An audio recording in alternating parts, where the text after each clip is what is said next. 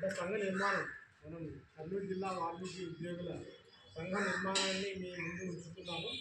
ఈ సంఘ నిర్మాణం చేస్తున్న క్రమంలో కొన్ని అంశాలను కూడా మీకు తెలియపరుస్తాం. దాన్ని ఆధారంగా మనం మన కర్నూలు జిల్లా వాల్మీకి ఉపాధ్యాయుల అసోసియేషన్కి మనం ఉద్యోగుల అసోసియేషన్కి మనం ముందుకు పోవాలి.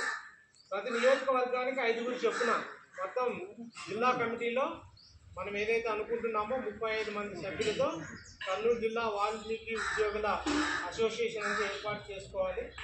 మరి ఈ ప్రతి నియోజకవర్గానికి 5లో 2 కంపల్సరీ మహిళలు ప్రాతినిధ్యం వహించాలి. 2 చెప్పిన జిల్లాలో కూడా 7 2 14 మంది కూడా జిల్లా అసోసియేషన్లో ఉండాలి. ప్రతి నియోజకవర్గం తరఫున ఎవరినైతే అధ్యక్ష కార్యదర్శులు ఎన్నుకుంటామో వాళ్ళందరికీ కూడా 2/3 వంతు మెజారిటీ లభించాలి. 2/3 వంతు మెజారిటీ ఎవరికైతే వస్తుందో వాళ్ళే అధ్యక్ష కార్యదర్శులు.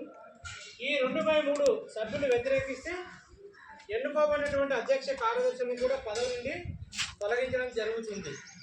సో తదుపరి మనం ఈ అసోసియేషన్ పేరు మీద మనం బ్యాంక్ అకౌంట్ ఓపెన్ చేసుకొని జాయింట్ అకౌంట్ ఓపెన్ చేసుకొని ఈ అకౌంట్కి సంబంధించి లావాదేవీలు అంటే కార్యక్రమాలు నిర్వహించినప్పుడు దానికి అయ్యేటువంటి ఖర్చుల నిమిత్తం మనం డబ్బులు విత్డ్రా చేయాలంటే ఆ చెక్కు పైన కూడా 7 అంటే నియోజకవర్గానికి ఒక చెప్పున 7 సభ్యుల సంతకాలు తప్పనిసరిగా ఉండాలి.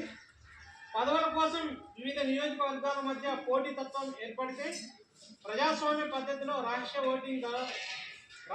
ఓటింగ్ నిర్వహించి మెజారిటీ వచ్చినటువంటి వాళ్ళకే అధ్యక్ష పదవుల ఎంపిక జరుగుతుంది. ఈ అంశాలను మీ ముందు ఉంచుతూ దీనిపైన మీరు చర్చించవలసిందిగా అందరినీ ఆహ్వానిస్తున్నాం.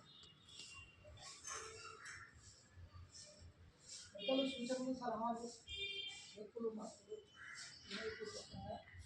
మిమ్మల్ని ప్రార్థిస్తున్నాం.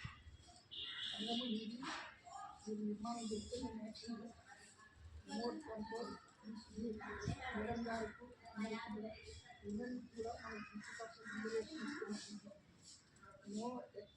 అంతకుముందు చేసిన నిర్మాణాలన్నీ కూడా ప్రజలకు సరైన స్థానం ఇవ్వలేదు. 50%